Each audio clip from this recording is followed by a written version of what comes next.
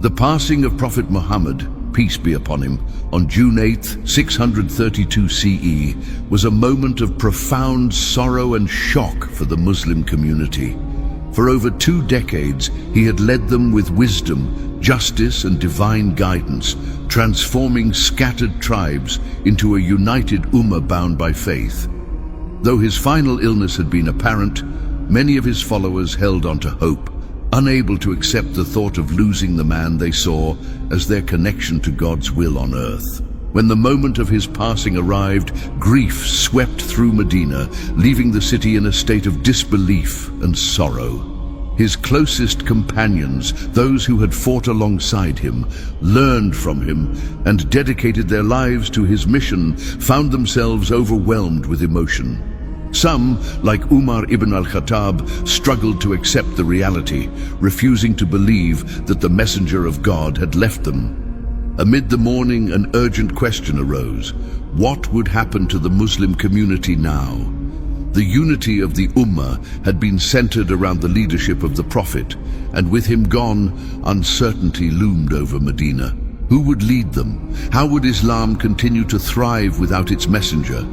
There was no clear successor, no formal instruction left by the Prophet regarding leadership, and the weight of this uncertainty threatened to divide the community. In the hours that followed, the companions of the Prophet had to make a critical decision that would determine the future of Islam. Their choice would set the foundation for the leadership of the Muslim world, shaping not only the immediate response to his passing, but also the course of Islamic history for centuries to come. What followed was a period of both unity and division, trials and triumphs, as Islam transitioned into a new era. The death of Prophet Muhammad, peace be upon him, left the Muslim community in a state of mourning, but grief quickly gave way to a more urgent concern, the question of leadership. For over 2 decades, the Prophet had been the undisputed guide of the Ummah, not just as a messenger of God, but also as a political and military leader. With no clear successor named, uncertainty threatened to unravel the unity he had so carefully built. The emotions in Medina ran high, and in the immediate aftermath, Umar ibn al-Khattab, overcome with sorrow, refused to accept the reality of the Prophet's death. He stood in the mosque, declaring that Muhammad had not died, that he had only gone to meet his Lord as Moses had before him, and that he would return. It was only when Abu Bakr, the Prophet's closest companion and father-in-law, addressed the people that the weight of the moment truly sank in. He recited a verse from the Quran, "Muhammad is but a messenger. Other messengers have passed before him. If he dies or is killed, will you then turn back on your heels?" These words brought clarity, and Medina slowly began to accept the painful truth. With the Prophet gone, the leadership of the Ummah had to be decided swiftly. The Ansar, the Medinan Muslims who had welcomed and protected the Prophet and his followers, gathered at Saqifa, a roofed hall belonging to the Banu Sa'idah tribe.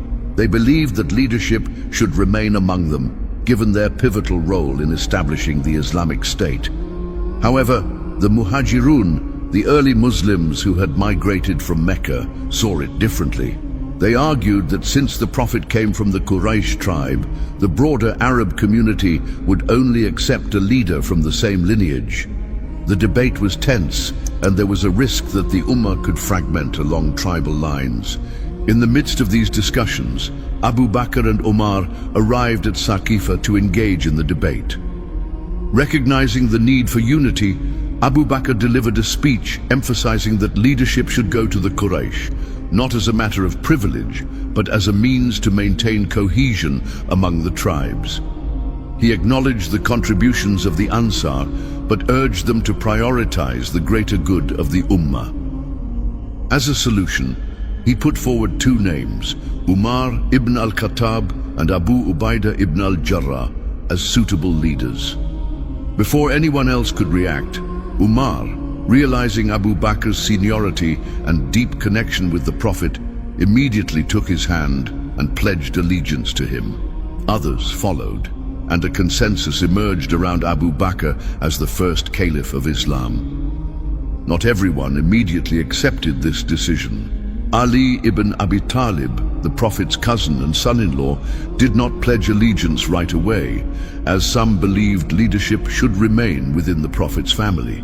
However, Ali ultimately accepted Abu Bakr's rule, choosing unity over division. With this, the first caliphate was established, setting the course for Islamic governance after the Prophet's passing. After assuming leadership, Abu Bakr faced immediate challenges that threatened the unity and survival of the young Muslim state. The Prophet Muhammad's passing had left a void not only in leadership but also in the loyalty of various tribes across the Arabian Peninsula. While many had accepted Islam during the Prophet's lifetime, their allegiance had often been tied directly to him rather than to the broader Muslim community. With his death, some tribes saw an opportunity to break away, no longer feeling bound by their previous commitments. Others claimed that their pledge had been to Muhammad alone and refused to continue obligations, such as paying zakat, the mandatory almsgiving that was essential to the Islamic economic system. This refusal was not just a financial issue, it was a direct challenge to the authority of the newly established caliphate. If some tribes could selectively abandon certain aspects of Islam, it would set a dangerous precedent that could lead to the complete fragmentation of the Ummah. Compounding these defections was the rise of several false prophets, individuals who claimed divine revelation and sought to rival Muhammad's legacy. The most significant of these was Musaylima, known as Musaylima the Liar, who had built a substantial following in Central Arabia. During the Prophet's lifetime, Musaylima had sent a letter to Muhammad declaring himself a co-prophet, a claim that had been outright rejected. However, after the Prophet's death, Musaylima's influence grew and his followers formed a strong military force.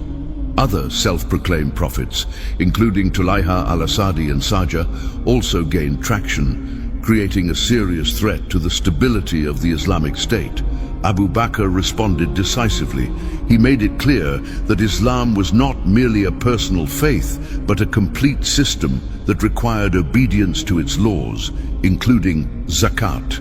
His refusal to compromise, even when some of his closest advisors suggested a more lenient approach, demonstrated his firm commitment to preserving the integrity of Islam. He declared that if anyone withheld zakat, he would fight them as if they had abandoned prayer itself. With this resolve, he launched a series of military campaigns known as the Ridda Wars, or the Wars of Apostasy, to restore order. The first priority was securing Medina, as some rebellious tribes considered attacking the city. Despite having fewer resources than the Prophet had during his lifetime, Abu Bakr swiftly organized his forces and repelled these initial threats. He then sent Khalid ibn al-Walid, one of the greatest military commanders of the time, to subdue the rebellions. One of the earliest and most significant battles was against Tulayha al-Asadi, whose forces were defeated, leading him to flee and later repent. However, the greatest challenge remained Musaylima and his formidable army. The decisive Battle of Yamama was one of the bloodiest conflicts in early Islamic history, with thousands of casualties, including many of the Prophet's companions. Despite heavy losses, Khalid's forces emerged victorious, and Musaylima was killed in combat, effectively ending his rebellion. By the end of the Ridda Wars, Abu Bakr had successfully re-established control over the Arabian Peninsula.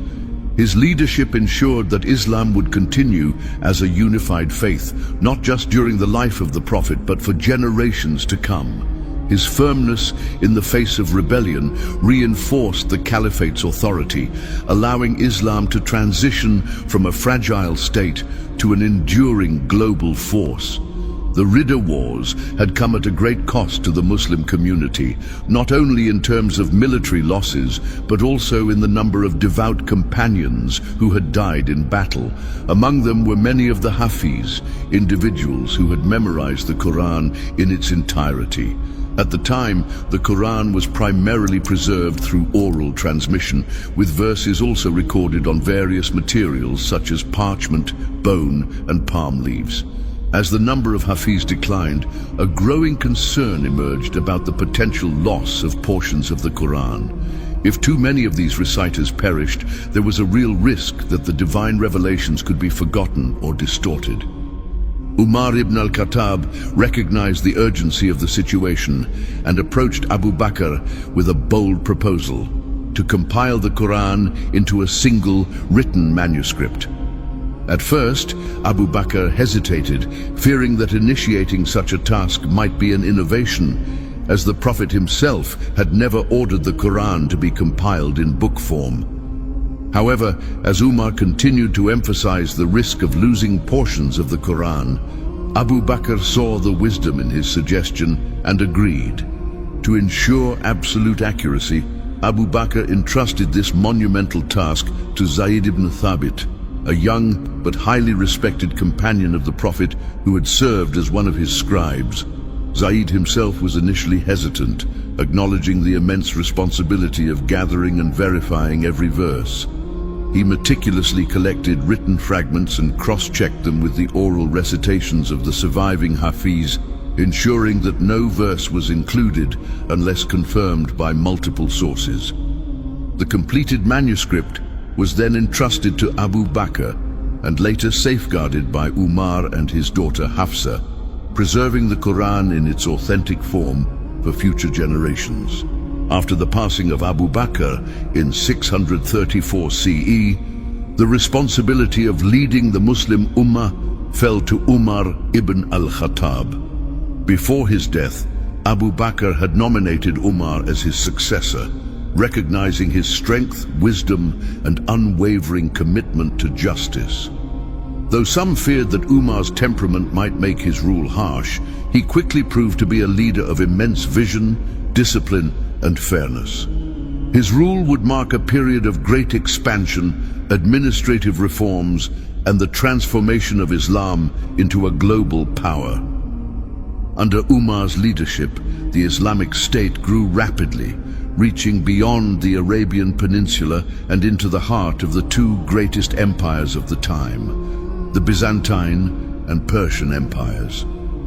The first major victory came against the Byzantine forces in Syria, culminating in the conquest of Damascus in 635 CE. The Muslim forces, led by the brilliant general Khalid ibn al-Walid, continued pushing forward, and in 636 CE, they secured a decisive victory at the Battle of Yarmouk, effectively breaking Byzantine control over the region. The city of Jerusalem, a place of immense religious significance, fell to the Muslims in 637 CE. Unlike previous conquerors, Umar entered the city humbly, refusing grand ceremonies, and personally signed the Covenant of Umar, guaranteeing religious freedom for Christians and Jews. While the Byzantines struggled to defend their territories, the Persian Sassanid Empire faced an even greater blow. At the Battle of Qadisiyah in 636 CE, the Muslims, despite being outnumbered, defeated the mighty Persian forces. The Persian capital, Ctesiphon, fell shortly after, leading to the collapse of one of the most powerful civilizations of the time. Within a few years, much of Persia was under Muslim rule, marking one of the most rapid and significant expansions in history. Beyond military conquests, Umar focused on governance and administration. He introduced a structured system of governance, dividing the empire into provinces and appointing governors who were expected to rule with justice. Unlike other empires that plundered newly conquered lands, Umar ensured that the rights of the local populations were respected. His strict policies against corruption meant that governors were held accountable, and any abuse of power was swiftly dealt with. He also implemented a system of stipends for the poor, widows, and the elderly, ensuring that the wealth of the expanding empire benefited its people. One of his most enduring contributions was the establishment of the Islamic calendar, which began with the year of the Hijrah, the Prophet Muhammad's migration from Mecca to Medina. This calendar provided a unified timeline for governance, trade, and religious observance, and it remains in use across the Muslim world today. Despite his many successes, Umar's leadership came to a tragic end in 644 CE when he was assassinated by a Persian slave while leading the dawn prayer in Medina. His death marked the end of a transformative era, but his legacy endured, shaping the Islamic world for generations to come. He had not only expanded the Muslim empire, but also established a model of governance that emphasized justice, accountability, and service to the people. Following the assassination of Umar ibn al-Khattab in 644 CE, the Muslim community once again faced the challenge of selecting a new leader. A council was formed to deliberate, and after careful discussion, Uthman ibn Affan was chosen as the third caliph. Known for his generosity, humility, and devotion to Islam, Uthman came from the powerful Umayyad clan of the Quraysh. His leadership oversaw the continued expansion of the Islamic Empire, stretching into North Africa, Central Asia, and beyond. Under his rule, Muslim armies pushed further into Byzantine territory and strengthened control over Persia, securing Islam's place as a dominant global power. As the empire grew, a critical issue emerged regarding the preservation of the Quran. With Islam spreading to non-Arabic speaking regions, differences in Quranic recitation became apparent.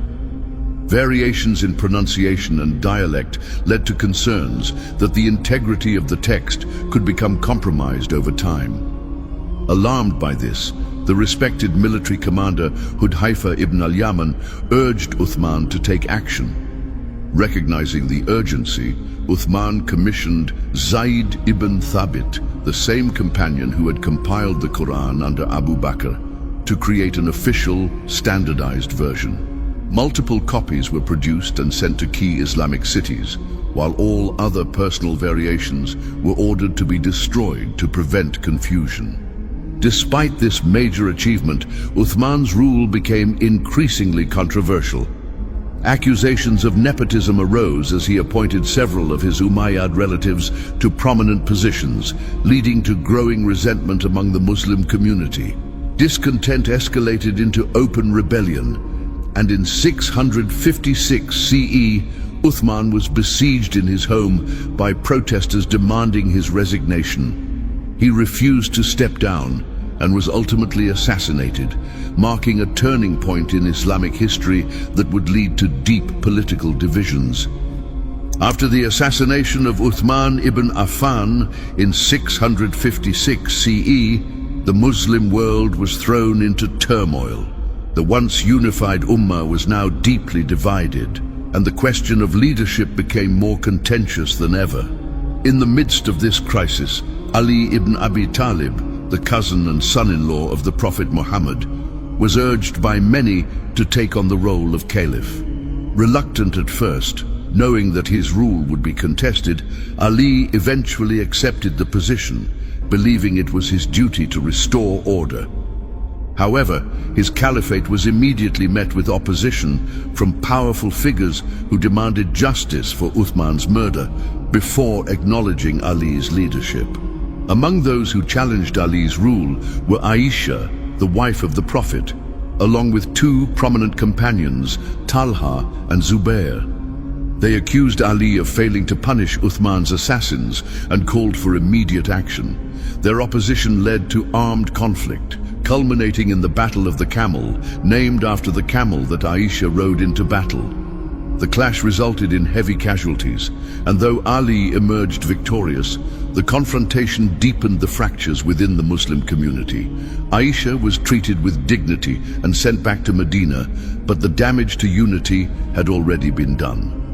Ali's greatest challenge came from Muawiyah ibn Abi Sufyan, the powerful governor of Syria and a relative of Uthman, who refused to pledge allegiance until Uthman's killers were brought to justice. This dispute led to the Battle of Siffin in 657 CE, a prolonged and bloody conflict. As neither side achieved a decisive victory, the matter was referred to arbitration. a decision that angered some of Ali's supporters. A faction known as the Kharijites broke away, viewing Ali's willingness to negotiate as a betrayal of divine justice. Ali was forced to fight the Kharijites at the Battle of Nahrawan, crushing their rebellion, but their ideology remained a lingering threat. His leadership continued to weaken as Muawiyah's influence grew, and many of Ali's allies abandoned him. In 661 CE, while leading prayers in Kufa, Ali was assassinated by a Kharijite extremist, marking the tragic end of his rule. His death left the Muslim world more divided than ever, and his supporters would later form the foundation of the Shia sect, believing that leadership rightfully belonged to his descendants. With the assassination of Ali ibn Abi Talib in 661 CE, the Muslim world stood at a turning point. Leadership of the Ummah was now fiercely contested, and the unity that had once defined Islam was fractured. Ali's son, Hassan, briefly assumed leadership, but recognizing the overwhelming strength of his opposition, chose to abdicate in favor of Muawiyah ibn Abi Sufyan to prevent further bloodshed. Muawiyah, already a powerful governor, seized the opportunity to consolidate his rule, marking the beginning of the Umayyad dynasty and shifting the Islamic Caliphate from an elective system to hereditary rule. Under the Umayyads, the Islamic Empire expanded rapidly, stretching across North Africa, Spain, and into Central Asia.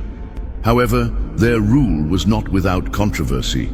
Unlike the previous caliphs, who had been chosen by consultation among the Prophet's companions, the Umayyads established a monarchy, favoring their own family for key positions of power. This shift alienated many Muslims who felt that leadership should be based on merit rather than lineage.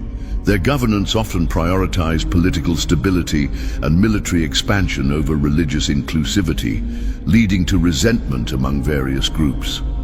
One of the most significant consequences of this period was the solidification of the Sunni-Shia divide. Those who supported Muawiyah and the legitimacy of his rule became known as Sunnis, while those who believed that leadership should remain within the Prophet's family, particularly through Ali's descendants, became the Shia. The divide deepened in 680 CE when Ali's son, Hussein, led a small band of supporters against the Umayyad ruler Yazid at the Battle of Karbala. Outnumbered and ultimately killed, Hussein's martyrdom became a defining event for Shia Islam, symbolizing resistance against oppression. This event cemented the sectarian split that continues to influence the Muslim world today. The passing of Prophet Muhammad marked the beginning of one of the most transformative periods in Islamic history. What followed was not just a transition of leadership, but the shaping of an empire that would grow far beyond the Arabian Peninsula. The four caliphs who succeeded him, Abu Bakr, Umar, Uthman, and Ali, each played a crucial role in guiding the Muslim community through unprecedented challenges, ensuring that Islam did not fade with the Prophet's departure, but instead flourished into a global force. Their leadership was defined by military conquests, administrative reforms, and internal struggles, all of which shaped the foundations of the Islamic civilization. The unity of the Muslim Ummah was tested almost immediately after the Prophet's death. Abu Bakr's swift action in dealing with apostasy and false prophets ensured that Islam remained a cohesive faith rather than a fragmented collection of tribal allegiances. His compilation of the Quran safeguarded the divine revelation for future generations. Umar's leadership expanded the Islamic Empire into Persia and Byzantium, establishing a structured and just system of governance. Uthman's standardization of the Quran ensured uniformity in religious practice, though his later years saw growing discontent that led to his assassination. Ali's caliphate was marked by civil war and division, culminating in his tragic assassination, which left the Ummah more fractured than ever before. With the rise of the Umayyad dynasty, the transition from an elected caliphate to a hereditary monarchy altered the nature of Islamic leadership. While the empire expanded further than ever, political tensions and sectarian divisions deepened. The split between Sunni and Shia Muslims, rooted in the conflicts over succession, shaped the religious and political landscape of the Muslim world for centuries. The martyrdom of Hussein at Karbala became a pivotal event in Shia identity, while the Umayyads continued to rule with military strength and political strategy. Despite the conflicts and struggles of this period, the legacy of the early caliphs endures. Their governance set principles of justice, leadership, and administration that influenced later Islamic dynasties. The challenges they faced, maintaining unity, preserving the Quran, and expanding Islam's reach, were met with resilience and strategic vision. The history of this era serves as a reminder of both the strength and the fragility of human leadership and the importance of maintaining justice and unity in any growing civilization. The story of what happened after the Prophet's passing is not just a historical account, but a lesson for the present. It highlights the importance of strong leadership, the dangers of division, and the resilience of faith. Through unity and adherence to justice, Islam not only survived the death of its prophet, but thrived, shaping the course of world history in ways still felt today. The events that followed the Prophet's passing shaped the world in ways we still see today. If you found this story insightful, don't forget to like, share, and subscribe to our channel for more deep dives into the rich history of Islam. Until next time, may peace and blessings be with you.